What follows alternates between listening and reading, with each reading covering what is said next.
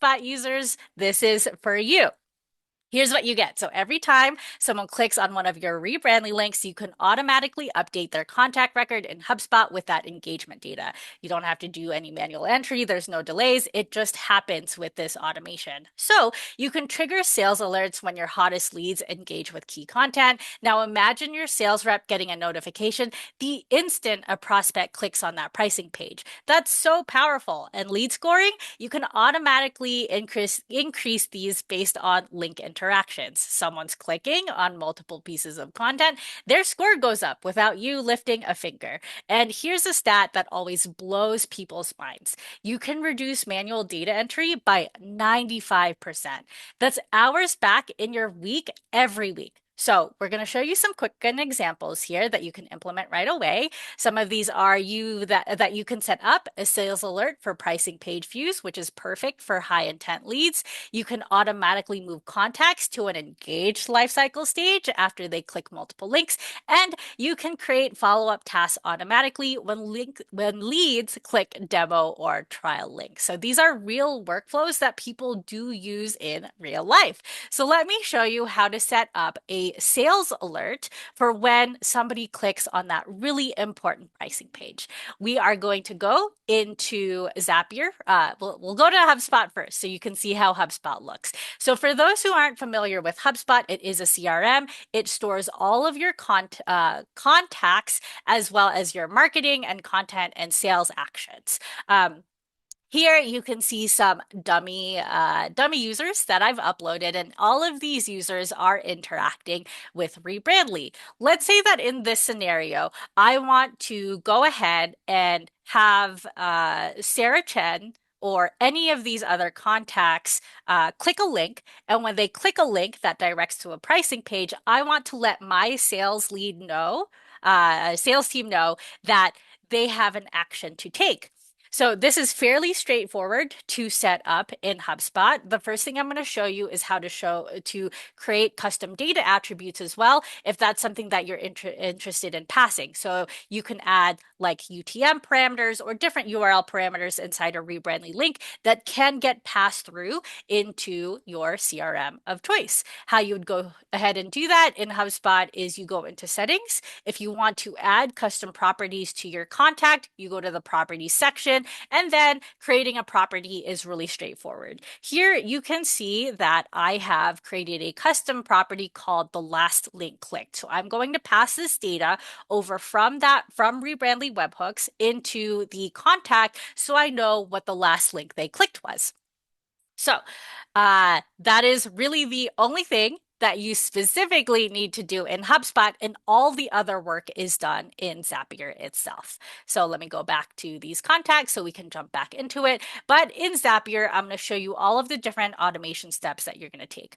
Again, you're going to use the webhook by Zapier as your trigger, and we're going to actually run some JavaScript code. I'll go into this shortly. You do not have to code this yourself. We're going to have AI do this for us. And then from there, I want to get my contact. I want to update that contact with the appropriate information. And then last but not least, I want to let my sales rep know that they have to take an action because this specific contact clicked on a very important link. So when you send over a webhook into Zapier, you will actually see a lot of data pass through. This is all of the click data that you're going to get. You can see there's location information, agent, browser, OS, device, as well as information based on the URL and the Rebrandly account itself that has created this link. So this is all information that you can pass through. Now, what we're going to do is in a code action, we're going to clean this up a little bit so we can pick and choose what we exactly want.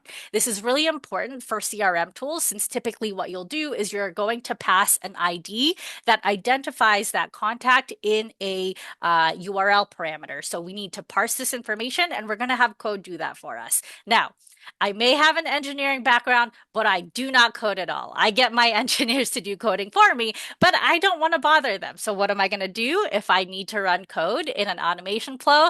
I'm going to have an LLM do this for me without even having to pass PII. So the LLM I'm choosing here is a free version of ChatGPT. I'm sure you all have used ChatGPT or any other LLM that's free. I feel like in this day and age, everybody has touched AI. So what we're going to do is we're going to ask ChatGPT to, hey, ChatGPT, I'm building the Zapier Zap where I want to make sure that I let my sales rep know when a recipient clicks a link so I can follow up with some action.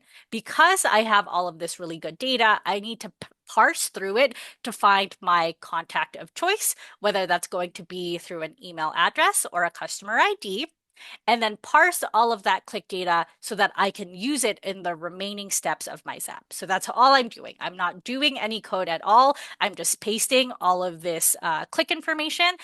If you don't want to pass PII, that's okay. You don't have to. This is information that's available in our Help Center article. So you can just copy that Help Center code and then pass it on to here. And then what AI will do for you is it generates that code. That's it. It's just copy paste. You're not coding at all. So that's why we're saying this is a very low code solution. You don't have to follow up with your devs, but we're going to copy this code, go back into Zapier, and paste this code so that I can parse through all of that really good information. Once that step is complete, what the code is doing is that it's parsing for that contact's ID or email address. Now, in my Rebrandly links, I am passing this through the as a URL parameter.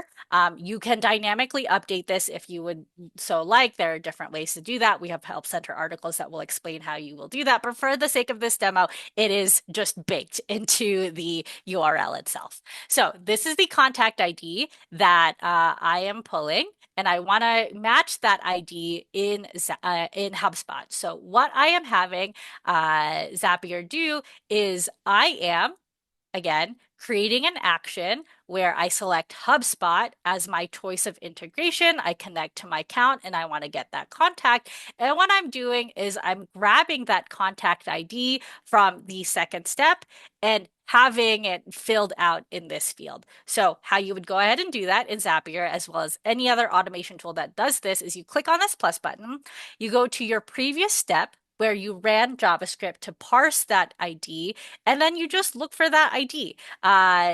If you don't want to scroll through all of this, just type in ID and you'll find that contact ID here. If it's an email, you can search up email, but that is how you find a contact within Zapier and HubSpot. And you'll see that because I passed that contact ID, it's going to return to me that customer from HubSpot. And that's how you grab a customer. Now, updating a customer is very, very straightforward. You get to decide what fields you want to update. In Zapier, this is an update contact event. And you can see here that I already have searched my fields, but really, Zapier will allow you to update any contact field in HubSpot that you would so choose. You can see that there's contact information that you can update, your follower account, buying role, et cetera, et cetera. And again, if you look up the custom property that we created, last link, if I can type this properly, you can find that information here. And what I'm doing is I'm just taking those previous steps, that information from those previous steps, and populating it with those data points. So very, very straightforward, very easy to set up, really all you have to do. And now that I've updated the contact with the last link that they clicked, I want to go ahead and tell a sales rep, hey, this contact clicked on this really important link. I want to create a task for you. In Zapier, this is called an engagement event. And when you configure it, you're going to make this a task. So that way it shows up in your sales reps task list. I am going to assign this to me specifically, but I will have a subject and I can fill out this task description and add all of that really good information that I captured in those previous steps. So at the end of the day, what will happen is when somebody clicks on this link, it will match that contact ID to a contact and update that contact in HubSpot and then generate that task. And how that task looks like in HubSpot. So you can see specifically it was Sarah Chen who clicked on that link. And if I am a sales rep in here, I can go to my tasks and I can see, oh my goodness, somebody clicked on this really important link and this Zapier automation created this task for me. So fairly straightforward. All of this information is in that task. So you can see all of that, all of the text that we included and the next steps here. I'm going to pause for a second just to check the Q&A to see if there's anything related to the specific demo. Yasmin, I see that you have a question around, are there plans to have a Rebrandly connector within N8N like Bitly does? With N8N, that is eventually an integration we could potentially look at. But with Zapier, if so long as Zapier has a connection with N8N, you can use that today without us having to do any of the development work. All right. So going back to the demo, that is HubSpot for you.